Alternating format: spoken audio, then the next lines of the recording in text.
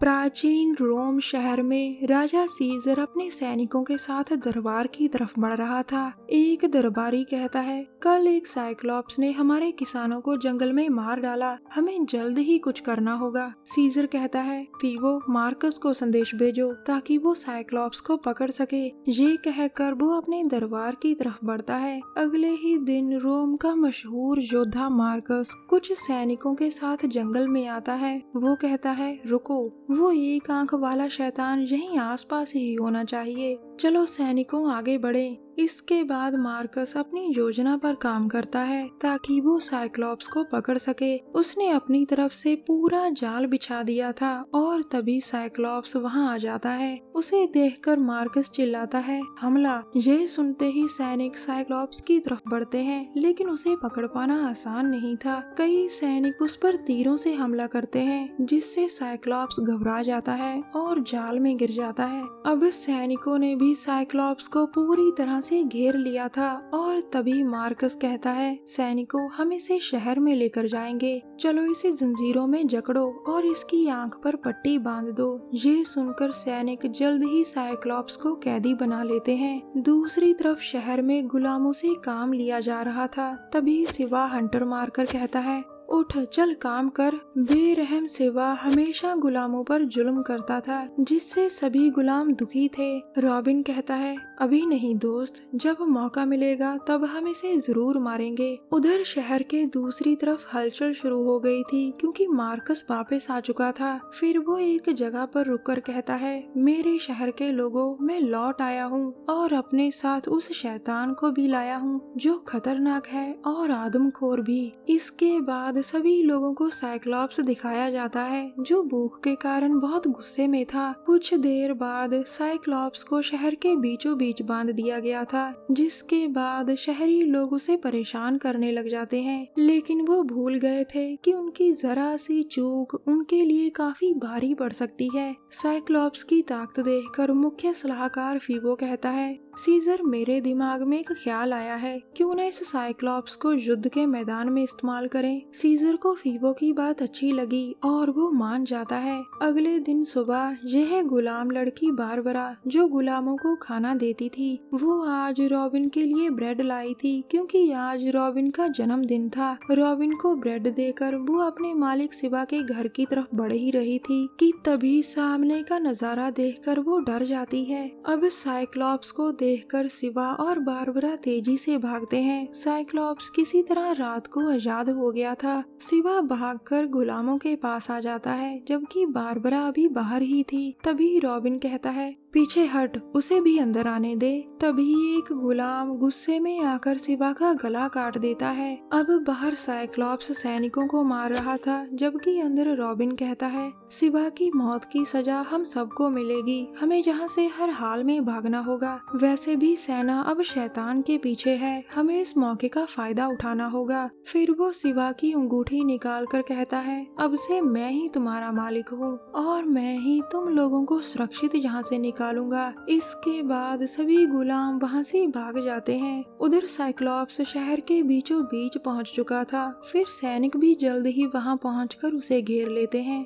Marcus जैसे ही हमला करने को कहता है, तभी सैनिक आगे बढ़ते हैं, लेकिन शैतान को रोक पाना आसान नहीं था। वो सैनिकों को बेरहमी से मारकर वहाँ से भागता है, जबकि मार्कस उसे हर हाल में रोकना चाहता था। इस बार साइक्लॉप्स वार से बचता बचता नीचे गिरकर बेहोश हो जाता है। कुछ देर बाद सभी गुलाम जंगल में धीरे धीरे आगे बढ़ रहे थे। उन्हें पकड़ने का काम भी मार्कस को मिला था। सलाहकार फीबो कहता है, वो जरूर किनारे की तरफ गए होंगे, तुम सभी को मेरे इशारे का इंतजार करना है। अब सभी सैनिक फीबो के पीछे पीछे जा रहे थे। राजा सीजर के बाद फीबो ही शहर का सबसे ताकतवर आदमी था। वो जल्द ही गुलामों को ढूंढ लेते हैं, जो भूख प्यास से परेशान थे। तभी अचानक सैनिक उन पर हमला करते हैं, जिसके बाद गुलामों और सेना के बीच लड़ाई शुरू हो गई थी। एक बार तो गुलाम उनका दिलेरी से मुकाबला करते हैं, लेकिन हथियार ना होने के कारण वो जल्द ही हार गए थे।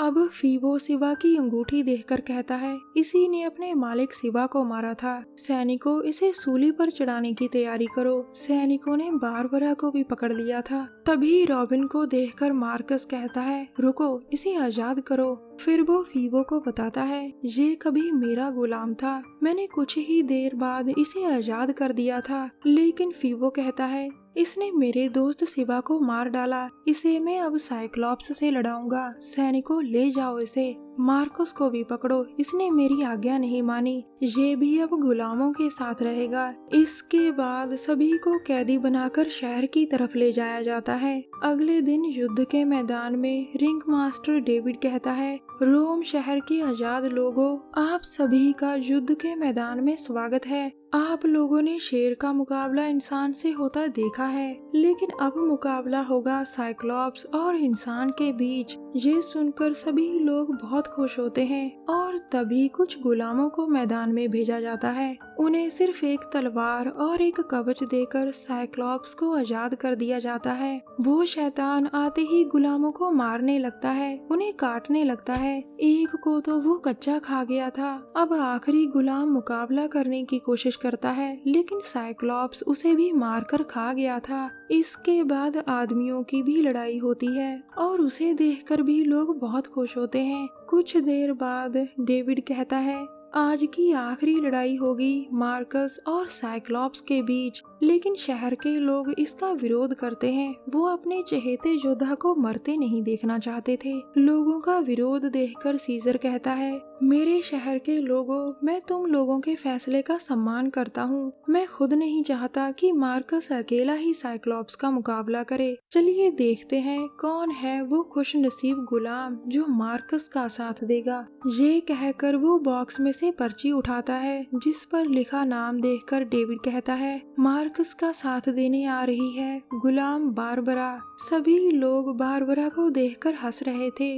वो फिर से इस लड़ाई का विरोध करते हैं, लेकिन इस बार साइक्लॉप्स को आजाद कर दिया जाता है। मार्कस को अपनी जान से ज्यादा बारबरा की फिक्र थी। वो साइक्लॉप्स का ध्यान अपनी तरफ खींचकर उससे अकेला ही लड़ना चाहता था, लेकिन साइक्लॉप्स से लड़ पाना आसान नहीं था। बारबरा भी अपनी तरफ से लड़ने की पूरी कोशिश करती है, लेकिन साइक्लॉप्स का एक ही वार उसे नानी याद दिला देता है। उधर रॉबिन और साथी विरोधी बन जाते हैं, जबकि दूसरी तरफ साइक्लॉप्स किसी भी वक्त मार्कस को मार सकता था। अचानक वो रुक जाता है और तभी सीजर कहता है, इसे मारो, फिर तुम आजाद हो। लेकिन साइक्लॉप्स एक तरफ भागता है। दरअसल वो यहाँ से आजाद होना चाहता था। तभी वहाँ रॉबिन और साथी भी आ जाते हैं, जिसके बाद वो सैनिकों को मारने लगते हैं। इसी लड़ाई के दौरान मार्कस जल्दी जल्दी साइक्लॉप्स की जंजीर काटकर उसे आजाद कर देता है। आजाद होते ही वो डेविड को मार डालता है। अब एक तरफ गुलाम सैनिकों को मार रहे थे, तो दूसरी तरफ साइक्लॉप्स भी सैनिकों पर टूट पड़ा था।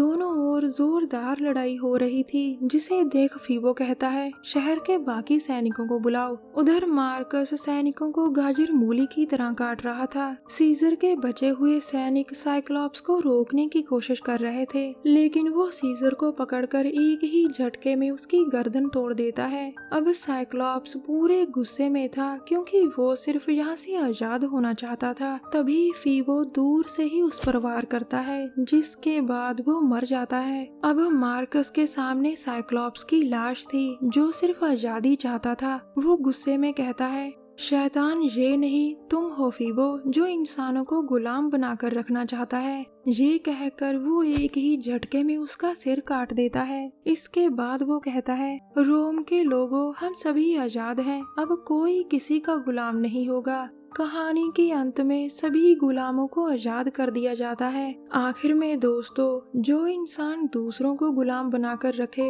उससे बड़ा शैतान कोई नहीं। वही असली साइक्लॉप्स है, जिसका सिर्फ एक ही नजरिया होता है, खुद के ही बारे में सोचना। हमारी वीडियो देखने के लिए धन्यवाद। प्लीज हमारे चैनल को जरूर सब्सक्राइब करें। मिलते हैं अगली वीडियो में, तब तक के लिए नमस्कार।